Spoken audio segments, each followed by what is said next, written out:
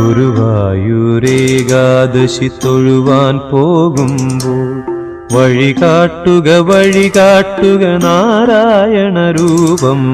തളരുമ്പോൾ ആത്മാവാം പശുവേ നിന്നാവിൽ അമൃതം പോലൂറിയിടുക നാരായണ നാമം, ഹരിനാരായണ നാമം. ഗുരുവായൂരേകാദശി തൊഴുവാൻ പോകുമ്പോൾ വഴികാട്ടുക നാരായണ രൂപം.